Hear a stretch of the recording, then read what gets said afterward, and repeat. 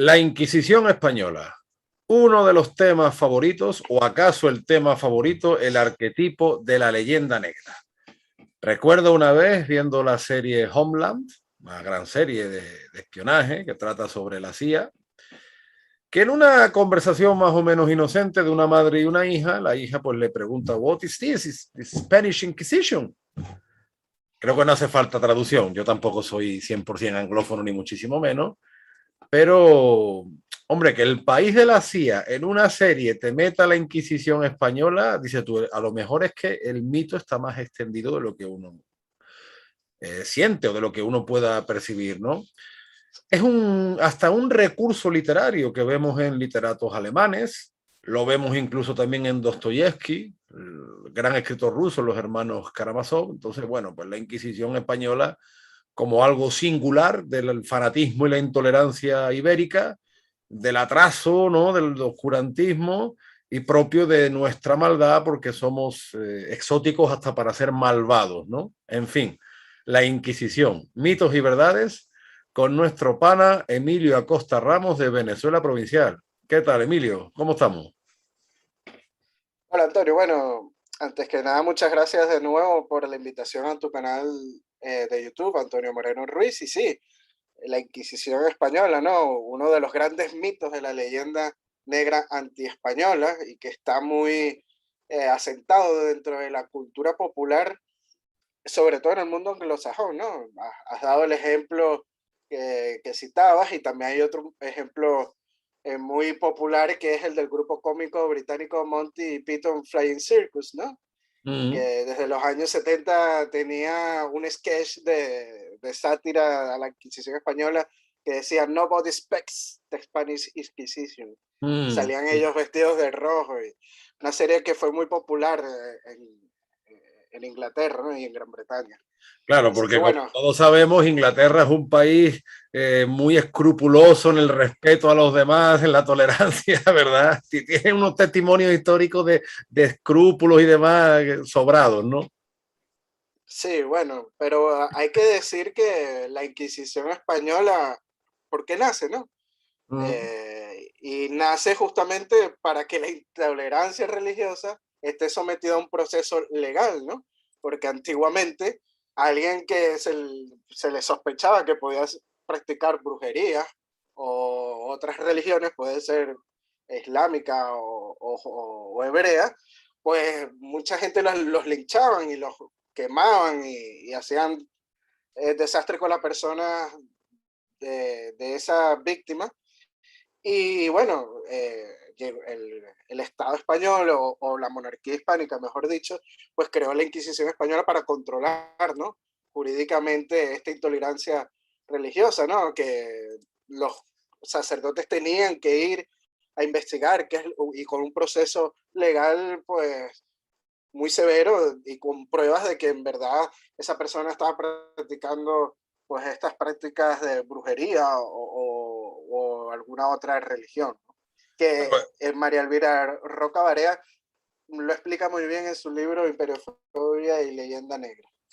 Claro, además tenemos que recordar que finalmente la Inquisición como institución, ¿no? Bueno, viene del verbo inquirir, que significa investigar, y es una institución que nace en el Languedoc por el problema de la herejía cátara, de los cátaros, a finales del siglo XII, y que a la península ibérica o concretamente a Castilla y Aragón, pues llega a finales del siglo XV. Es decir, sí es verdad que es una institución que nace en la Edad Media, pero que se consolida en el Renacimiento. O sea, muchas veces te digo esto porque cuando pensamos en la Inquisición, pensamos en esa Edad Media que todo fue malo, todo fue negativo, todo fue oscuro.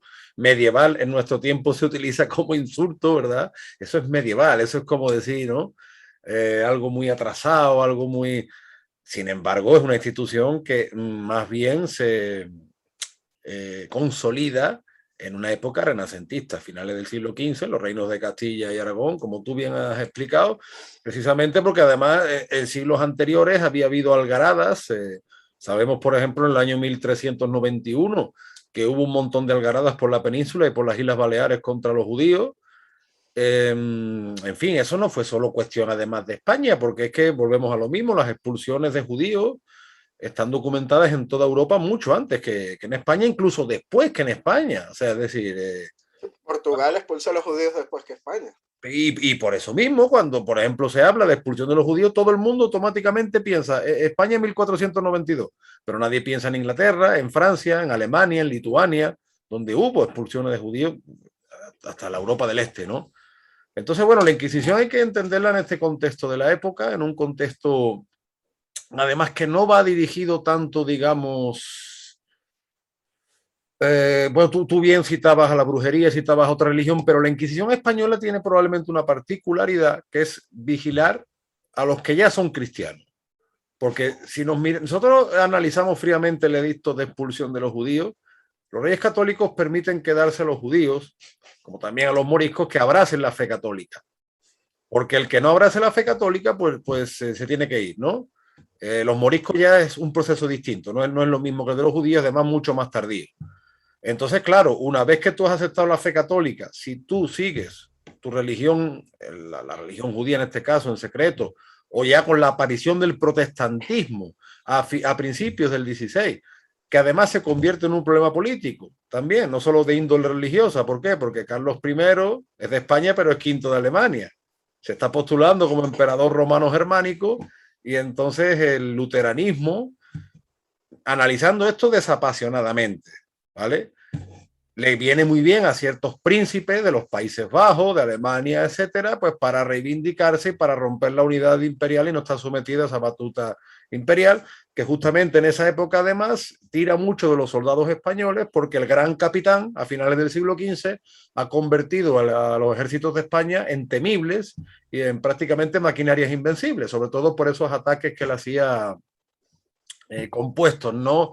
De infantería, artillería, o sea, los distintos, esos ataques de los distintos cuerpos del gran capitán son innovadores y convierten a país como España en una potencia militar que el rey o el emperador en este caso va a utilizar y se encuentra con ese problema de ruptura religiosa. O sea, la Inquisición la fundan los reyes católicos, pero asimismo va a tener continuidad con los Austrias. Entonces, estamos en un proceso muy complejo, pero Emilio, tenemos que ver una cosa, ¿es la Inquisición algo puramente español o que solo se dio en España? Porque ya hemos dicho que en el Languedoc se dio siglos antes por el tema de los cátaros.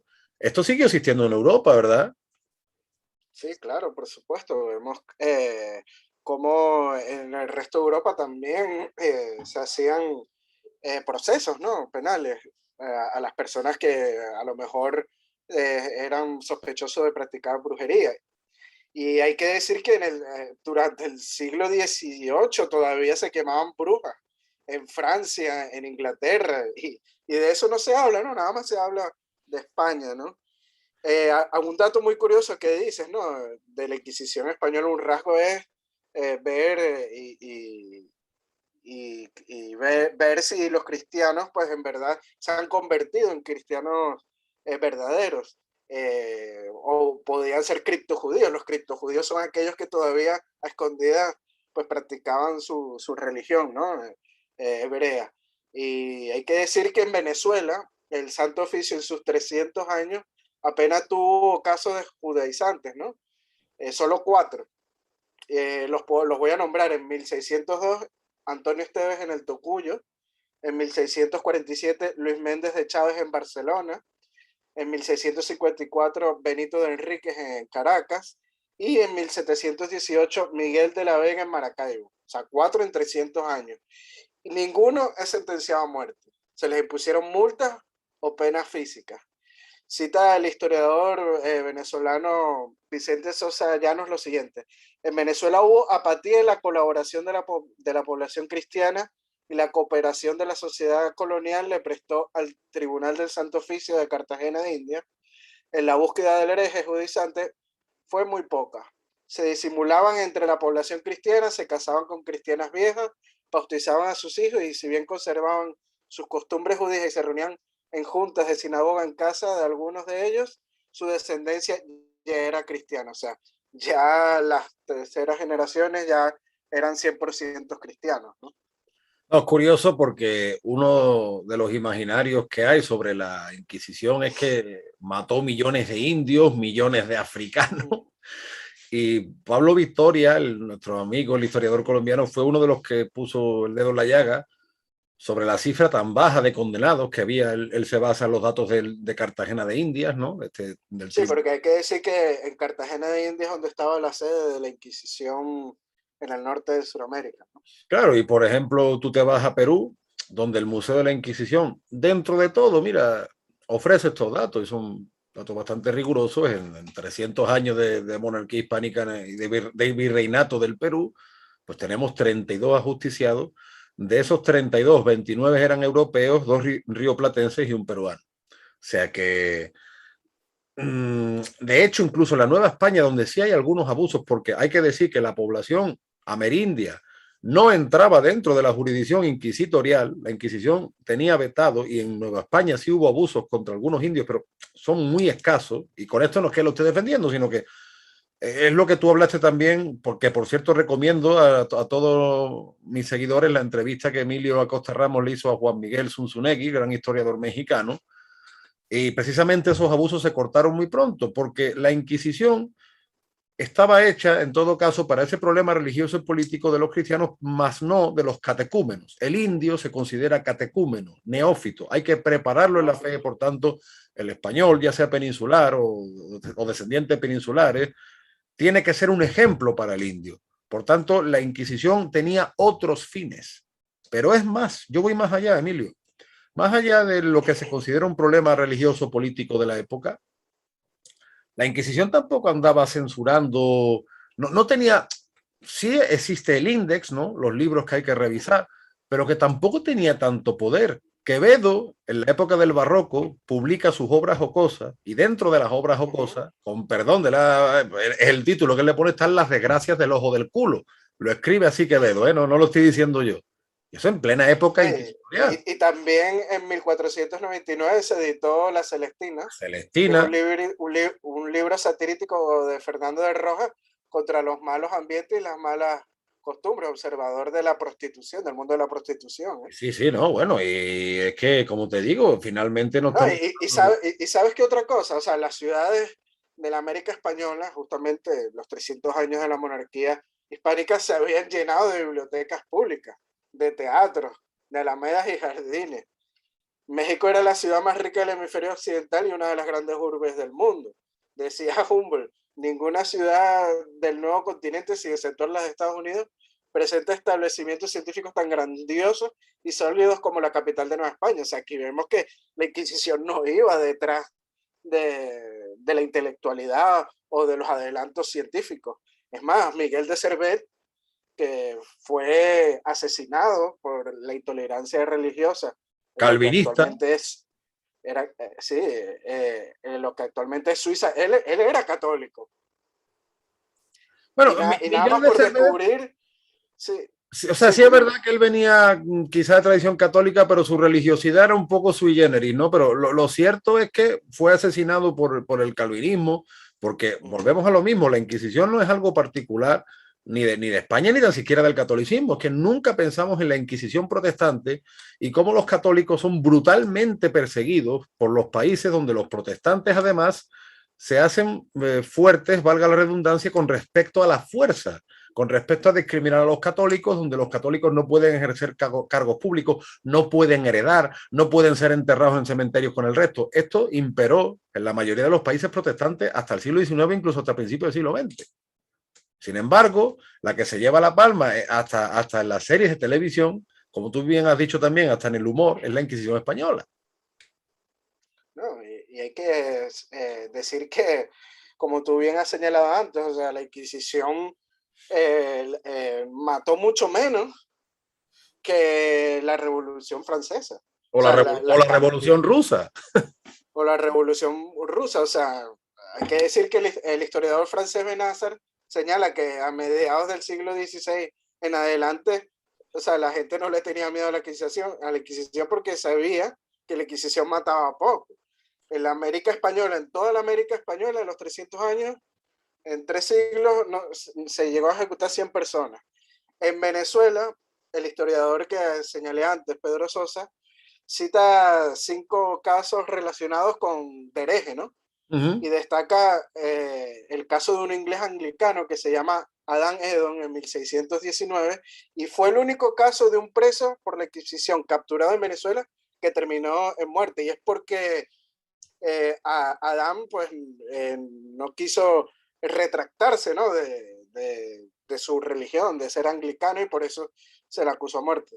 O Claro, sea, es interesante un lo que solo dice. muerto en 300 años. Es interesante lo que dice porque es un muerto además europeo, es decir, no es indígena ni africano, y es lo que dice también el historiador argentino Cristian Rodrigo Iturralde, que la Inquisición española además primero que te ponía un abogado defensor, Sí, siguiendo un claro. procedimiento legal, y segundo, que existe la posibilidad del arrepentimiento, cosa que el tribunal civil no te daba, y a día de hoy ya Claro. te puedes tú arrepentir que tú te pringas en la cárcel. O sea, y una vez que has estado, o día de hoy, si una vez que has estado en la cárcel, pues a partir de ahí hablamos. Pero es curioso que incluso el arrepentimiento o castigos que te imponía la Inquisición, como el de rezar no sé cuántos rosarios, no sé cuántas oraciones en convento, que fue el castigo, por ejemplo, que se llevó Galileo.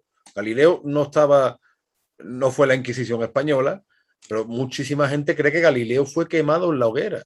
Nada más lejos de la realidad, pero es un mito tan extendido, como bien cita María Elvira Roca Barea, que hasta Goya, ya a finales del 18, pues pintaba esas supuestas terribles torturas que sufrió Galileo, que eso es otra en Toledo, y eso nos lo puede decir seguramente nuestro amigo Daniel Gómez Aragonés, gran historiador, especialista en los visigodos, pues está mostrando a los turistas supuestos instrumentos de tortura que jamás se utilizaron por la Inquisición española. Y ya se ha convertido primero en referente literario. Arturo Pérez Reverte le ha dado mucha vida a ese referente literario del malvado inquisidor. Y si te fijas en la película La Triste, es grotesco, porque la película tiene escenas muy logradas, pero el personaje del inquisidor, además, que es interpretado por una actriz, por Blanca Portillo, le da un toque absolutamente grotesco, pero como bien dice Elvira Roca Barea, pues finalmente es el recurso literario de Schiller, de Dostoyevsky y de tantos otros, ¿no? O sea, ya la Inquisición se convierte en eso, en una figura que lo mismo vale para un roto que para un descosido. No, y como bien citas, ¿no? Y también podemos decir los números de la Inquisición en la península ibérica, ¿no? Que en 354 años no pasaron de 2000 ejecuciones. Y como dije antes, o sea, si lo comparamos con la Revolución Francesa, claro, que fueron más de 120, se hicieron 125.000 procesos y poco, o sea, la Inquisición española hizo más de 125.000 procesos y poco menos del 2% fueron ejecutados. Aproximadamente estas 2.500 muertes en 3 siglos, ¿no? En cambio, si lo comparamos con la Revolución Francesa, entre septiembre de 1793 y julio de 1794, en poco menos de un año, Antonio, sí, sí. asesinó entre 30.000 y 40.000 personas. Y la Revolución Francesa es símbolo de la libertad, de la igualdad y la fraternidad. Y bueno, la Inquisición española es el símbolo del oscurantismo, de la represión y de Claro, todas estas cosas, de la intolerancia, ¿no? pero Emilio, cuando se habla del oscurantismo, ¿a qué se refieren? ¿Al siglo de oro español? Es absurdo. O sea, es que estamos bajo unas coordenadas cerradas de cabezas cuadradas que no analizan la complejidad de los hechos ni el contexto histórico, ¿no? Y es muy interesante lo que tú dices de la cifra de los ejecutados, porque uno de los que empieza a acercarse a esa realidad de la cifra es el historiador británico Henry Kamen, muy Sí. poco sospechoso de ser amigo de España, porque no nos tiene gran estima, pero hizo un reportaje con la BBC que él ya empieza a hablar de hace bastantes años de que primero, que buena parte de lo que se dice sobre la Inquisición es falso, la Inquisición española concretamente, y segundo, que él empieza a estimar las cifras entre 3 y 5.000 ejecutados en 4 siglos, ¿no? En 3 siglos y pico, casi 4. Sí, 354 años. Exactamente, 3 siglos y medio, perdón. Yo que soy de letra, entonces la cifra me marea. Entonces, pero bueno, 3 siglos y medio. Y claro, ya incluso se está rebajando esa estimación de Henry Kamen. Además pasa una cosa, es que la monarquía hispánica es un caso único en la historia en tanto y en cuanto lo documentó absolutamente todo. Entonces es muy difícil que tú mientas sobre las cifras porque es que está documentado. Entonces, claro, Sí, clara proceso se documentaba, ¿no? Como se hace con un juicio normal. y aparece, Algo que no se puede decir, por lo menos en otros procesos de otros países. En Alemania se llegaba a quemar sin pasar por proceso. y, O el famoso caso de las brujas de Salem, ¿no? claro, o por ejemplo, En Nueva Inglaterra. aquí ahora Emilio se intenta convertir en un atractivo turístico lo del proceso de las brujas de Zugarramurdi, pero Sí, realmente, y eso se lo escuché yo al filósofo Gustavo Bueno, que en paz descanse, bueno, que no es que fuera un ultra religioso, ni mucho menos, ¿no?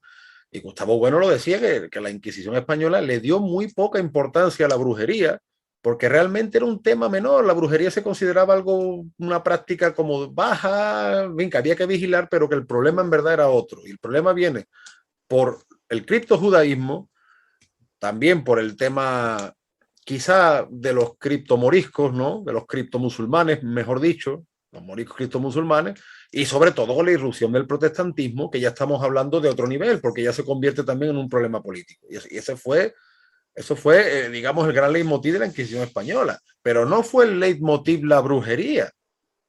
O sea, como sí lo fue, por ejemplo, en el norte de Europa, siempre en el norte de de Europa. hecho, si tú lees los archivos del proceso de las brujas de Sugarramundi, el mismo sacerdote que va a inspeccionar dice que la gente está alterada mentalmente porque ahí no ve ningún indicio de brujería ni de pactos con el diablo. Claro, entonces, O sea, muchas veces esas persecuciones que hay entre pueblos y demás, pues lo que tú bien has dicho, la Inquisición muchas veces lo que hacía era poner orden más bien, pues decir, señores, ¿qué sí, está pasando aquí? Y además te concedía el abogado defensor.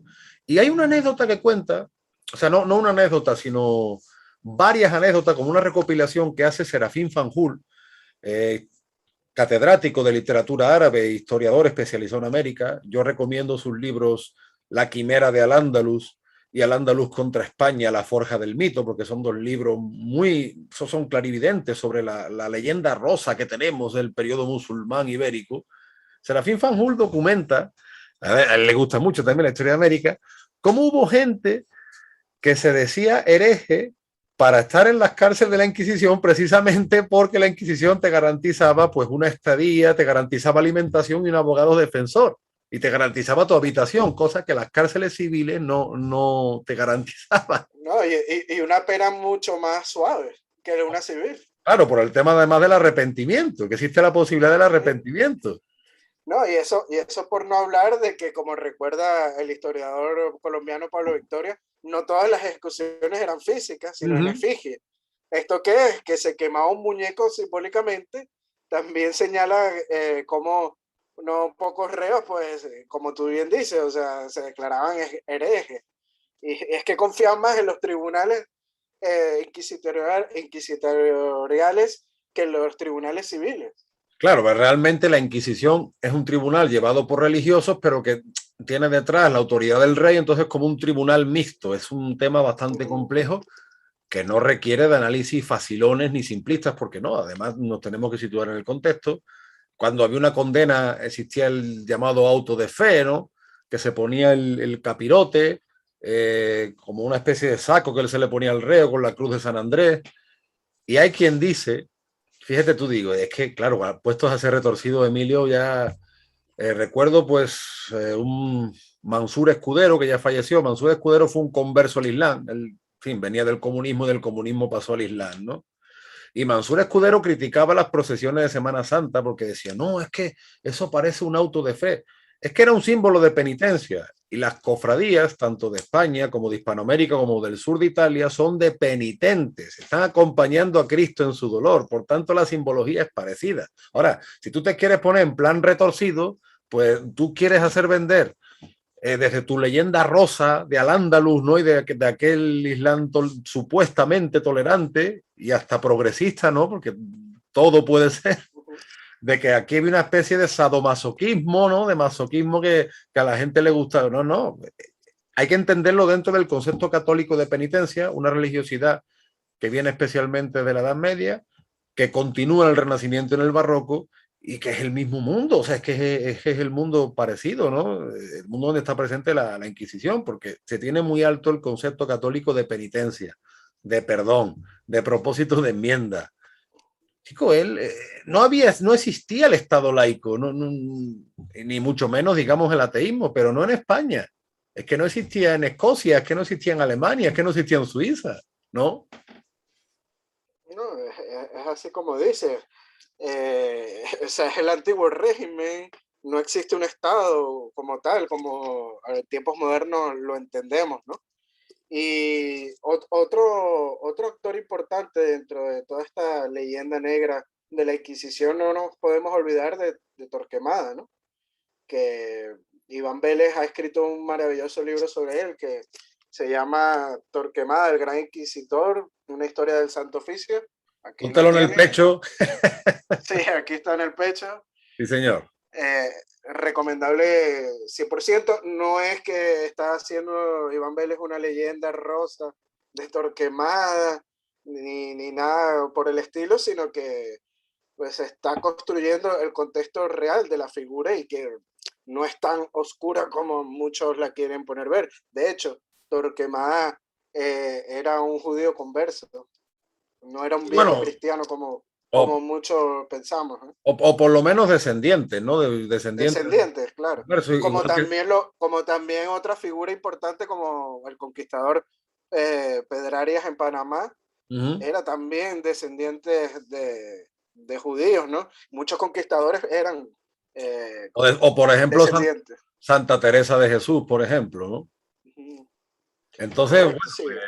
también es verdad una cosa, en el siglo XIX, principios del XX, se puso poco más o menos de moda que todo el mundo era descendiente de judío. Antes queríamos ser todos godos, luego quisimos ser todos moros y judíos, algunos quieren ser celtas. Bueno, tú sabes que los españoles el tema de la genealogía muchas veces nos puede, ¿no?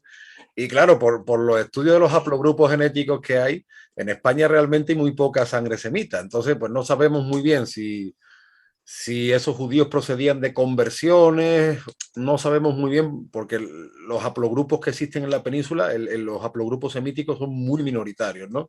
Pero es curioso, como tú bien dices, la presencia notable, incluso en el mundo religioso, de gente que procedía de linajes conversos, y ese era el caso de Torquemada, y que Torquemada, pues, incluso yo recuerdo, hablando de humor, de películas de humor, una película de Quique Camoiras, donde se presentaba Torquemada como el Führer, ¿no? Como Hitler. O sea, era una cosa como que la No, Inquisición española es el antepasado y, del nacionalsocialismo alemán, en plan de... y el, Pero se... sí.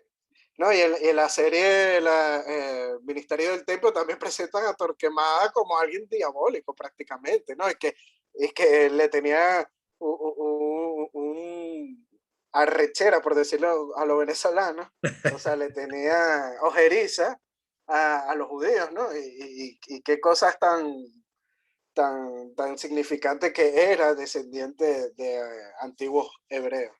No, claro, y además finalmente, pues si la monarquía hubiera querido,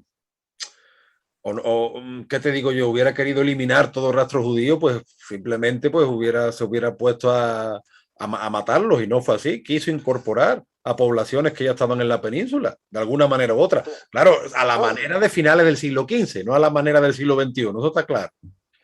no, y que algo muy interesante de que la monarquía hispánica les dio la oportunidad de convertirse Claro, en porque otros países, precisamente como en Inglaterra, o sea, les expropió todo y se les expulsó sin la oportunidad de convertirse al cristianismo, ¿no? en Y Inglaterra y en hubo Francia. Y y en Francia también. acordémonos que Francia, y sobre todo a finales del 18, Francia es una de las mayores propagandistas de ese concepto oscuro de la Inquisición española, cuando Francia no le dio ninguna oportunidad. O sea, No, o en Portugal, por ejemplo, o sea, sí le dieron la oportunidad de convertirse, pero no los dejaban salir de la península. Por lo menos no podían ir al Brasil o a Asia, estos judíos conversos. Y es por eso que cuando la Unión Ibérica, los territorios españoles, como podía ser en Venezuela o en México o en Argentina, veían a un portugués, ya sospechaban de que podía ser judío porque claro. estaba como escapándose, ¿no? De la Inquisición portuguesa. Sí, luego también se da el caso en el siglo XVII de que en Sevilla y en Madrid hay varios judaizantes portugueses, también en Lima quizás, entonces bueno, pues se crea como que ya todo portugués es sospechoso de judaísmo, se creó Sí, esa bueno, exageración. de hecho, de los nombres que yo cité antes, de los casos en Venezuela, Benito de Enrique era portugués Ujú, y se sospechaba por eso que podía ser judaizante. claro.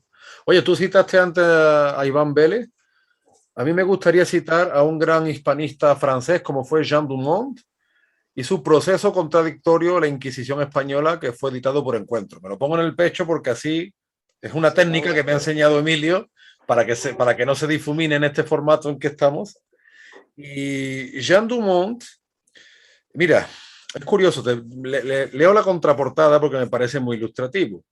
ujú, Todo lo que se ha reprochado a la Inquisición, las denuncias infundadas, el encarnizamiento en convencer de crimen, la ausencia de verdaderos abogados al servicio del acusado, la sentencia emitida por adelantado, el oprobio eternamente ligado al condenado y a los suyos, la abominable ejecución en las llamas purificadoras, en nombre de una verdad que no admite réplica, constituye el fondo del procedimiento invariable y del juicio invariable que manifiesta, hoy como ayer, la historiografía sobre la Inquisición misma.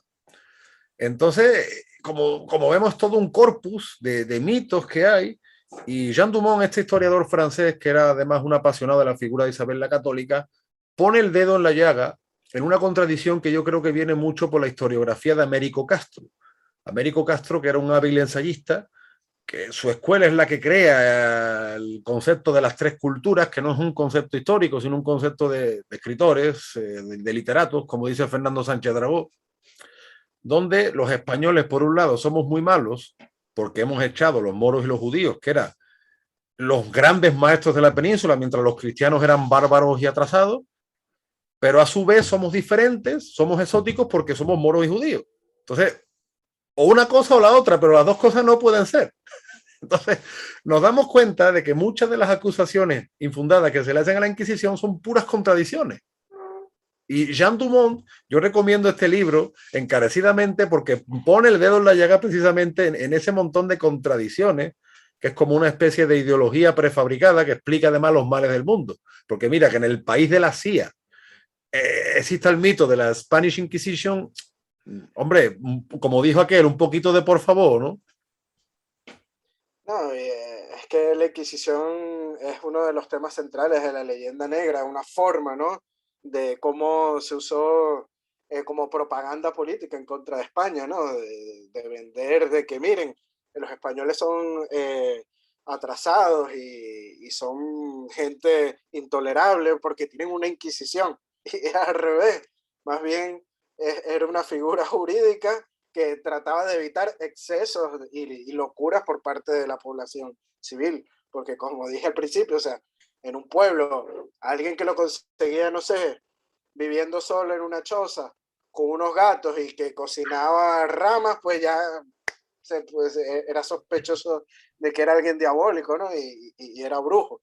Escúchame, Y lo linchaban y lo escúchame, quemaban en la hoguera. Entonces, no, que no nos mandaban a tenemos, los sacerdotes a investigar a ver qué pasaba. que no nos tenemos que ir al siglo XV para eso, que a día de hoy sigue pasando. Sí, claro, por supuesto. Que tú te vas a cualquier zona y cualquier persona que veas tú medio, que te digo yo, medio extravagante, ya medio mundo empieza a juzgarlo, ¿eh? O sea, que nosotros nos creemos muy Bueno, adelantados. a los rockeros no dicen que son satánicos y que comen gatos. Así que bueno, imagínate, en aquellas No, épocas, peor todavía. claro que o no, porque yo creo que vamos para atrás como los cangrejos. Nosotros no, mucha gente se cree que estamos en un proceso infinito. Yo creo más bien que estamos en una fase de decadencia, más bien. Pero por eso te digo, o sea, que las cosas hay que entenderlas en su contexto histórico y que no se trata ni de leyenda rosa ni de leyenda negra, sino precisamente de eso, de saber cuál fue nuestra historia. La Inquisición no tuvo ese excesivo poder que se le atribuye, de hecho ya en el siglo XVIII y a principios del XIX cada vez menos. Sí es verdad que la Inquisición española es más Sí, duradera, era residual para claro. el siglo XIX. Es tan así que Humboldt, cuando estaba en Cumaná, va a una pulpería. Una pulpería es una tienda de abastos o un Sí, ultramarino, para los que no entiendan qué es una pulpería, una y se bodega, pero consigue. una bodega y se consigue que el pulpero, el pedido se lo estaba envolviendo en la obra de Rousseau. De Imagínate. verdad. Sí, o sea, imagínate que era tan residual que las autoridades, que el pulpero dice que había traído esos libros de la isla de Trinidad, que era en aquel momento una colonia inglesa, y las autoridades de la aduana vieron los libros y no le prestaron atención a, Ahí, a la obra de Rousseau. qué bueno que has tocado eso, porque hay un mito muy extendido, sobre todo dentro del bolivarismo y concretamente de colombiano, y eso lo cita también Pablo Victoria, que es el mito de Nariño. Nariño, que por editar la Declaración de los Derechos del Hombre y libros relacionados con las revoluciones, pues fue procesado por la malvada Inquisición. No, no, el procedimiento contra Nariño viene por meter la mano en las arcas públicas. Pero claro, queda mucho más bonito y mucho más romántico decir que Lariño pues, que era alguien que leía y que quería iluminar a su pueblo. En fin, y hasta para estos temas se utiliza la figura de la España inquisitorial. También lo utilizó, como te digo, la literatura, Edgar Allan Poe también, ¿no? Sí. Pero tú sabes lo que... No, como dije antes, si las grandes enemigos o las grandes potencias enemigas de España, como Inglaterra, o lo pudo hacer Francia en su momento, Holanda en su momento, Italia en su momento, lo utilizaron, pues también lo utilizaron las nuevas repúblicas independientes hispanoamericanas como un motivo para decir de que por eso nos estamos independizando de la Claro, intolerancia religiosa española. Y en el siglo XIX ya era muy residual esto. claro, los que quemaron a Miguel de Servet, los que no permitieron a los católicos ejercer cargos públicos, los que no tuvieron ningún tipo de miramiento con indios y con africanos. Y esos son los que extienden el mito de la Inquisición española, que es un mecanismo de defensa. Yo extiendo este mito para quitarme las barbaridades que yo estoy haciendo. Pero tú sabes una vez más lo que a mí me preocupa, Emilio. A mí no me preocupa, qué sé yo, pues que una serie de Netflix salga esto, o que te digo yo, de Edgar No, Allan Poe. En Que España también nuestra se población, ve. claro, que nuestra población lo haya asumido como Claro. una verdad absoluta. Eso es lo que a mí me preocupa, porque hay muchos escritores, yo he citado Pérez Reverte, pero hay muchísimos escritores y muchísimos liberales del siglo XIX que se dedicaron a extender este mito. O sea, cuando, por ejemplo, Castelar hablaba en el Congreso, Castelar que fue un famoso diputado liberal, ¿no? Y hablaba de que el imperio español era un inmenso sudario de sangre. Eso no lo dijo Hugo Chávez, eso lo dijo Castelar. Y cuando el conde de Toreno, un conde, eh, calificaba al pueblo español como la canalla, aquella canalla maloliente y todo ese lenguaje, eso surgió mucho antes del chavismo. O sea que esto viene de muy lejos de estar 200 años o más dando la matraca con los mismos temas y deformando, no solo deformando nuestro imaginario colectivo, por supuesto, sino castrando las posibilidades de futuro. Porque si nosotros, que si la Inquisición, que si la Armada Invencible, que si pues nos está creando un complejo de inferioridad, de culpa, de que nos está castrando las posibilidades del presente y del futuro. Eso es lo que a mí me preocupa. Es tanto así que tú vas para la ciudad de Toledo y uno de los atractivos turísticos principales es el Museo de la Inquisición. Sí, sí, Y sí, tú no, ves, lo que decíamos antes sí, de las supuestas torturas y de esos sí, instrumentos que y jamás eso es todo utilizaron. inventado. Instrumentos traídos de Alemania y de otras partes. Igual pasa en Cartagena de Indias, que Pablo Victoria lo dice, que todos los instrumentos que están ahí o no se llegaron a utilizar o son traídos de afuera, de otros países como Alemania, que donde sí torturaban a la gente.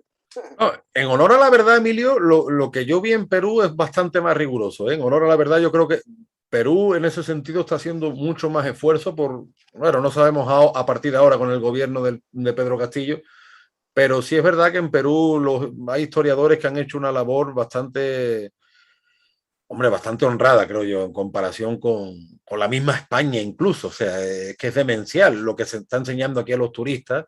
Y claro, pero es que además, como te digo, son cosas que vienen de muy lejos, desde el mismo siglo XIX, desde el romanticismo y desde más, se está deformando tanto que en fin, es complicado, la verdad, pero bueno, para eso estamos, ¿no, Emilio? Para intentar de ir aportando Sí, granitos de bueno, arena, poquito, puntaditas, ¿no? hemos aportado bastantes granos de arena y también recomendado libros y literatura para que la gente pueda investigar de que en verdad es una leyenda negra que existe contra la Inquisición y por eso, bueno, estamos dando estas cucharaditas estos granitos de arena para que la gente pues pueda hacerse una mejor idea de todos estos temas históricos y sus realidades. Correcto. Pues nada, Emilio, como siempre, un placer charlar contigo. Tanto Emilio a su canal Venezuela Provincial como un servidor estamos subiendo bastante de seguidores, ya superamos los 1000.